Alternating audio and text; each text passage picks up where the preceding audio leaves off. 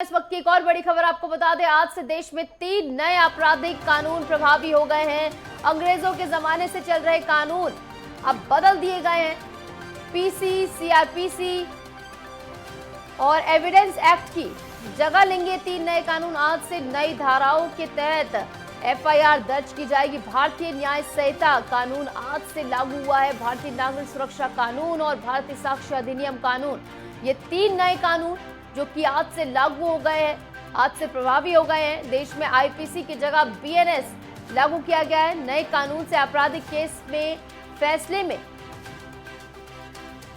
तेजी आएगी, यानी लगातार जो लंबित मामले आपको देखने को मिलते थे कि सालों सालों तक एक केस चल रहा है, अब वो जो है उनसे निपटारा जल्दी हो पाएगा। समय सीमा इसके तहत तय की गई। एफआईआर से लेकर तमाम कार्रवाई के लिए इन 3 कानूनों में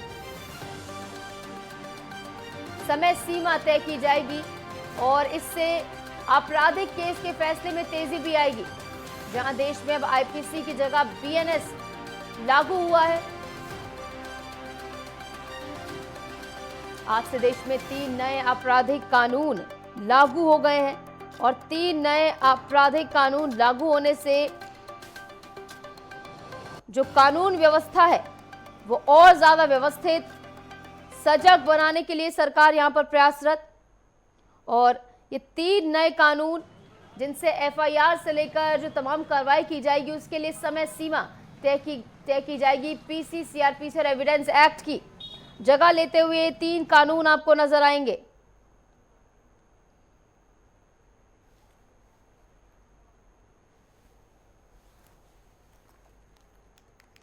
तो आज से 3 नए आपराधिक कानून लागू हो गए हैं, जिससे ज्यादा से ज्यादा केसेस में तेजी लाने की कोशिश की जाएगी। इस बीच हमारे साथ हमारे प्रमुख संवाददाता लालचंद जुड़ गए हैं। ज्यादा जानकारी के साथ सीधा उनका रुख करेंगे। लालचंद, 3 नए कानून आज से प्रभावी हो गए हैं, क्या कुछ मायने इन 3 नए कानून के आसान भाषा में?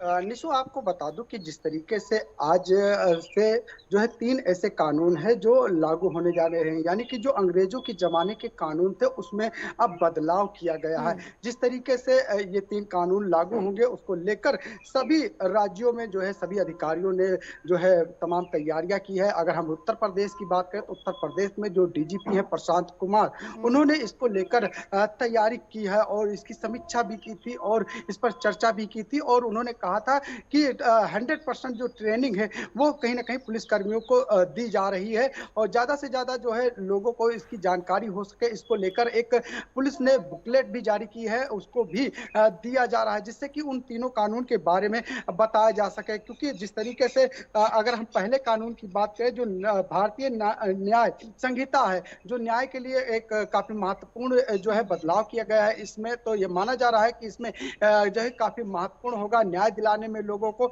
इसके साथ ही दूसरे कानून की बात करें, भारतीय नागरिक सुरक्षा संहिता, ये भी एक जो है कानून बनाया गया है 2023 का। इसके साथ ही भारतीय साक्ष्य अधिनियम कानून, ये तीसरा कानून है जो आज से लागू होने जा रहा है पूरे देश में। उत्तर प्रदेश की बात करें तो उत्तर प्रदेश में इसको लेकर पहले से ही तैयारियां की जा रही थी और तमाम लोगों को जो है इसमें जो है ट्रेनिंग भी दी गई है, चाहे वो इंस्पेक्टर हो, चाहे एसपी रैंक हो, चाहे आईपीएस रैंक के हो, सभी को जो है ये पूरी जानकारी दी है।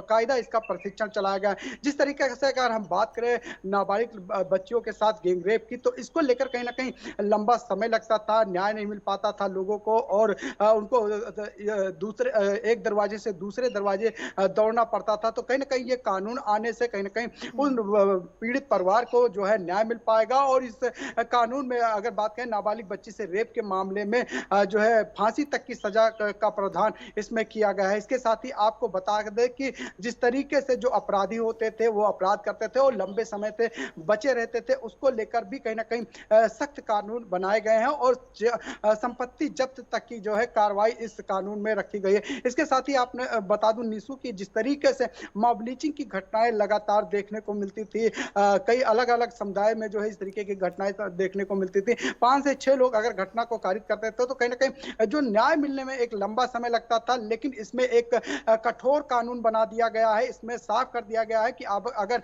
किसी भी मॉब लिंचिंग की घटना होगी तो 2 साल से लेकर आजीवन कारावास तक की सजा की गई है। यानी कि अंग्रेजों के जमाने के कानून जो था उसमें कहीं न कहीं अब पूरा बदलाव किया गया है। नए सिरे से जो कानून प्रक्रिया आज से लागू हो रही है उसमें कई ऐसी महत्वपूर्ण चीजें हैं जिससे कि कहीं न कहीं अपराध पर लगाम लगाने के लिए कहीं न कहीं एक सरकार जो है पुरजोर कोशिश करती हुई दिखाई दी है। केंद्र सरकार ने जिस तरीके से 2023 में एक नया कानून लाया था, उस कानून को अब जो है अमली जामा पहनाया जा रहा है, तमाम लोगों को ट्रेनिंग दी गई है और ये माना जा रहा है आने वाले समय में ये तीनों कानून एक बेहद कारगर साबित होंगे, जिससे अपराधियों को सजा दिलाने के साथ साथ कहीं ना कहीं अपराध पर भी लगाम लगेगी। क्योंकि आप देखिए अभी तक क्या होता था कि जो इलेक्ट्रॉनिक चीजें होती थी, चाहे वो ऑडियो की बात की जाए चाहे वीडियो की बात की जाए, ये साक्ष्य नहीं माने जाते थे। लेकिन इस कानून के आने से कहीं ना कहीं अब इलेक्ट्रॉनिक चीजें भी कहीं ना कहीं जो है वो साक्ष्य माने जाएंगे। जिस तरीके से ऑडियो रिकॉर्डिंग होती थी उसका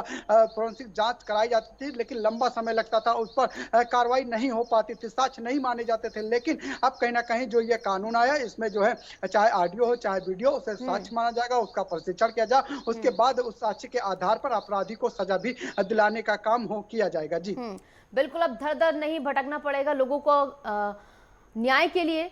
ये 3 नए कानून में समय सीमा तय की गई है कि इस समय सीमा में कोर्ट को फैसला सुनाना होगा।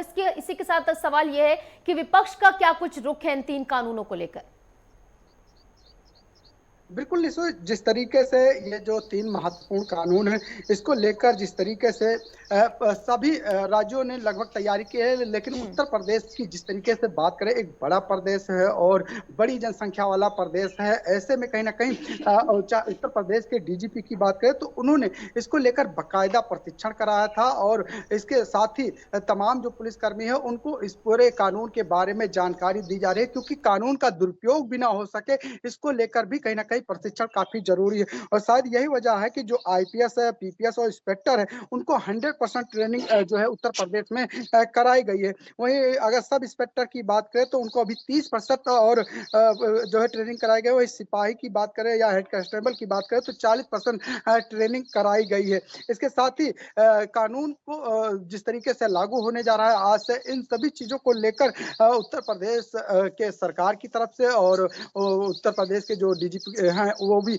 उनकी तरफ से पूरी तैयारियां की गई है कि कानून को सही ढंग से जो है लागू किया जाए, किसी भी प्रकार से इस कानून का दुरुपयोग ना हो सके। क्योंकि कानून में काफी बदलाव किया गया है, मॉब लिंचिंग हो चाहे गैंगरेप की घटना हो, चाहे अपराधी को सजा दिलाने की घटना हो, इसके साथ ही सजा दिलाने में इसके साथ ही जिस तरीके से जो कहा जा सकता है कि जो लोग छोटे छोटे क्राइम करते थे उन पर भी जो है यह कानून काफी सख्त दिखाई देगा। 300 जो है आईपीसी जो सीआरपीसी की धारा थी उसमें अभी तक देखने को मिलता था कि जो है 484 धाराएं होती थी, लेकिन भारतीय न्याय संहिता की आधार की बात करें तो यहाँ पर 531 धाराएं जो हैं अब देखी जाएंगी। तो जाहिर सी बात है कि जो सरकार का प्रयास था लंबे समय से कि जो अंग्रेजों का कानून था उसमें बदलाव हो, उसको लेकर कहीं ना कहीं सरकार ने जो तैयारी की थी उसके आधार पर कहीं ना कहीं वो तैयारी अब दिखाई देगी। अब इसका असर कितना होगा, कितना माफिया गुंडे जो बदमाश थे, जो छोटी छोटी घटनाओं को कारित करते थे, उन पे कितना असर पड़ेगा ये देखने वाली बात होगी। लेकिन ये जरूर देखने को मिला है कि कहीं ना कहीं इस कानून के आने से कहीं ना कहीं लोगों में डर पैदा होगा और जो अपराधी अपराध करते थे उनके अंदर भी कहीं ना कहीं खौफ दिखाई देगा। और इस कानून के जरिए कहीं ना कहीं लोगों को जो न्याय दिलाने की बात की जाए या अपराधियों को सजा दिलाने की बात की जाए, इस पर कहीं ना कहीं जो है लगाम लगेगी। जी बिल्कुल, देश की न्याय प्रणाली को एक नई तस्वीर के रूप में पेश करते हुए नए कानून नजर आएंगे। लोगों के लिए और ज्यादा कानून व्यवस्था जो है सुगम बनाने का प्रयास इन 3 कानूनों के जरिए ब्रिटिश काल के कानूनों को खात्मा किया जा रहा है। फिलहाल बहुत बहुत शुक्रिया लालचंद हमारे से जुड़ने